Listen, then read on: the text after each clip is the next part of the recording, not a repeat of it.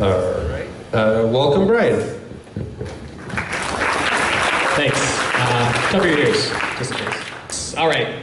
So yes, I am Brian. I just came back from Japan. Show of hands, who has been to Japan before? Sweet. Who has not gone and wants to go? You should just go. Just go now. I don't care. Just don't even think about it. Japan is awesome. Their VR community is even more awesome. And this is what this is about. So SVVR, I went over to Japan. Initially, it was just to visit this guy. This is my brother. He teaches English in Japan. Awesome guy. Kyoto to be specific. If you can humor me, someone take a picture of this and tweet it out with that exact message, just so he knows he's on screen somewhere in front of a lot of people. Yes, just real quick. I would love that. That would be hilarious. Okay. Almost there. Hi, Will. Okay, so if you haven't been to Kyoto before, this is what it looks like in spring, beautiful. This is what it looks like in the fall, even more beautiful. And so, pretty much what happened was, I went to visit my brother in Japan, and I wanted to reach out to see what people were doing in terms of VR in Kyoto, to be specific, because that's where I was thinking first. So this is Teramachi, one of the longest, well, I wouldn't say the longest, but it's a very long shopping center, if you will. And the first people I met with was KyotoVR. So KyotoVR, they're known for going around to certain shrines and temples and using photogrammetry to capture certain buildings, structures, what have you, in 3D. And so, almost preserving that essence inside VR. And so don't mind the, and if you're worried about the links or the Twitter, I will be sending this out and putting this up somewhere, so don't worry about it. You can reach out to me, Brian at SVVR. And so, for example, this is one of the things they recreated, Shige Mori Mirei, it's a Zen garden in Kyoto, very beautiful. And so they go around, take pictures, they use 360 cameras, capture every angle, and they recreate in 3D. It's pretty amazing to do it this way. Okay, so don't worry about the audio. There's actually not that much audio, but pretty much these guys, small team of 4, they go around, like I mentioned, and they can, use drones, high-res cameras, photogrammetry, as you will, capture all these images. Very cool stuff. And these are the guys from KyotoVR. And if you are wondering, the guy second from the left is actually here. His name is Klein. He's sitting over there covering his face. Everybody say hello. He's all the way here from Kyoto. So yeah, these guys are awesome. I met them personally. And so next people I met. So thanks to KyotoVR, they introduced me to everybody else that was in the VR sphere in Kyoto. So next people is Vitae Backroom. These guys are just like a small group of indie developers. They literally are in like a really small space, and they're making really good use of that space. And these guys, they create various games. They're actually one half of a whole company. And so the game that I got to try was called A Tiny Escape. So quick rundown, you're that small alien, or you're this huge scientist, and as a scientist, you find this guy. As this guy, you're supposed to escape this guy. Really cool concept.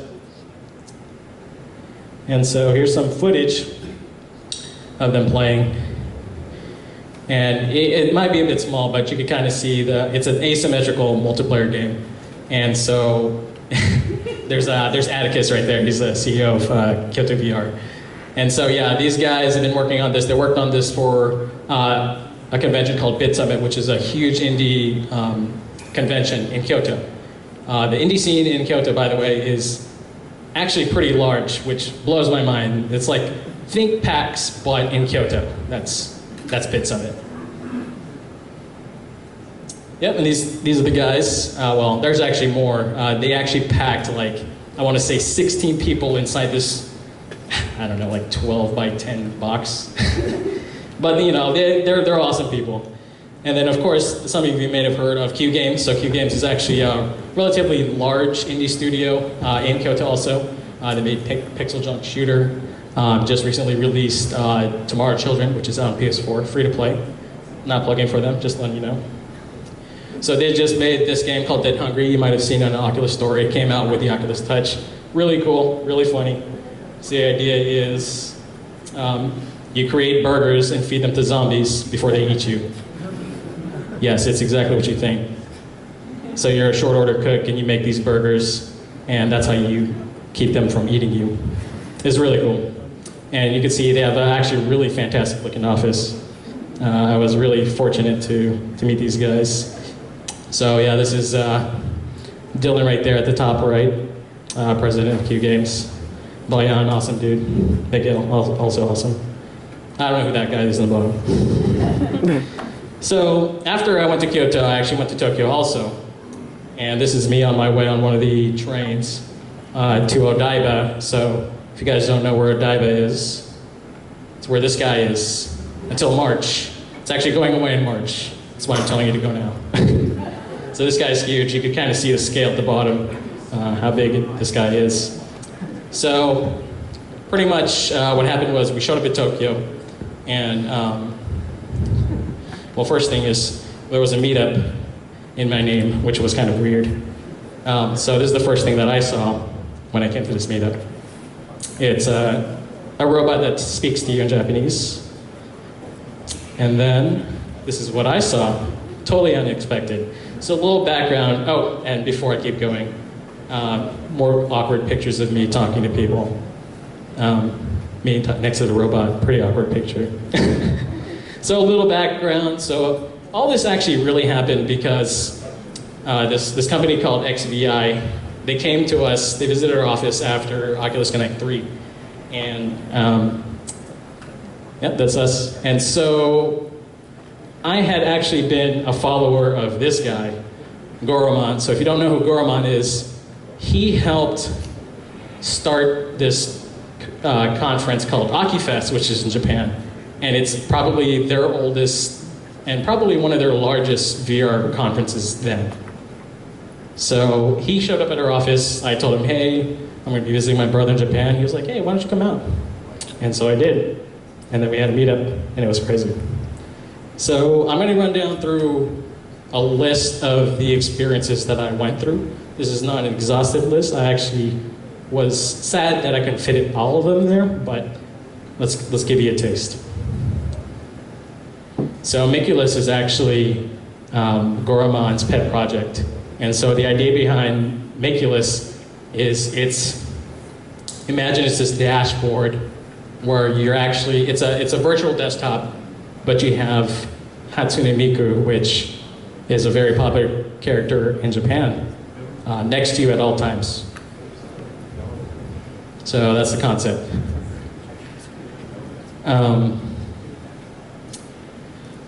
So being that she's very popular, I mean, you know, you have ZBrush running on the left and Twitter running on the right. What else do you need?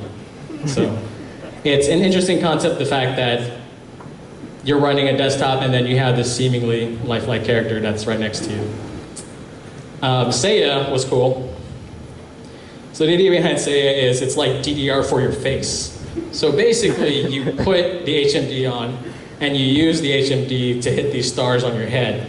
Now on top of that, they put this little motor on the Oculus so you feel the stars hitting your face. It sounds painful, but it's actually not, but it feels kind of weird. So you have this kind of haptic feedback. Oh, this is not gonna happen. So this is me moving around like an idiot, yeah. And that's how it works. And this is what I was seeing inside. So you can see the stars flying at your face at insane speeds. And it was, you know, it's like DDR, you know, it's music based, it's music driven. It was cool, I liked it.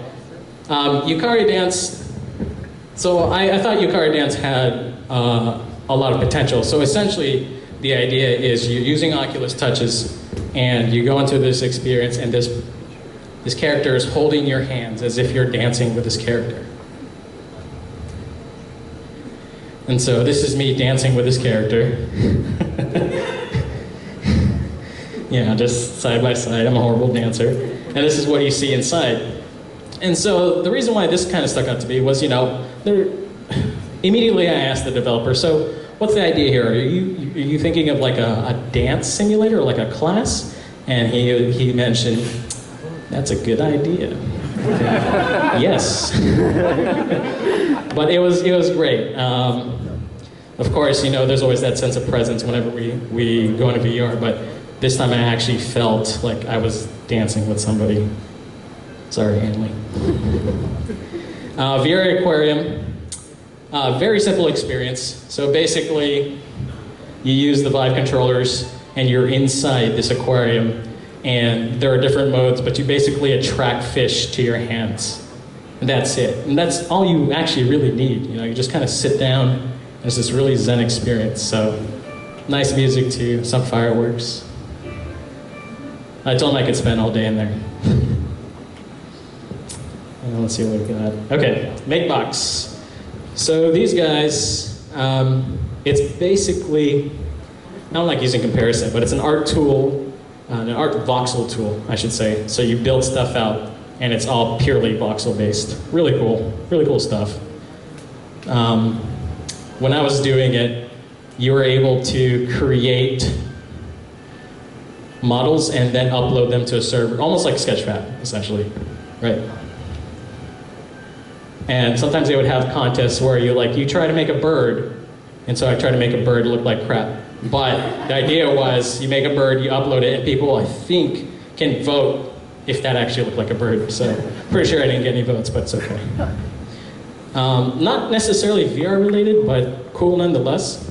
The Gazeroid. So this was actually the first thing I ran into when I walked into the meetup. It's a robot that has a Kinect sensor built in right under its neck, and it tracks you, and its eyes follow you. Yes. So this is me walking to the other side, and it just starts tracking my movement. One day we'll get closer to that sense of, okay, that's an actual real person, but it still blew my mind. It was there, sitting there. And by the way, I gave her an SVVR t-shirt. Yeah, so well, I'm looking forward to the videos or pictures of that. Last but not least, I'm sure some of you might have tried Project Alice. This being in the same co-working space as Noitong, I got to try Project Alice for the first time. If you don't know what Project Alice is, it's this awesome tech demo.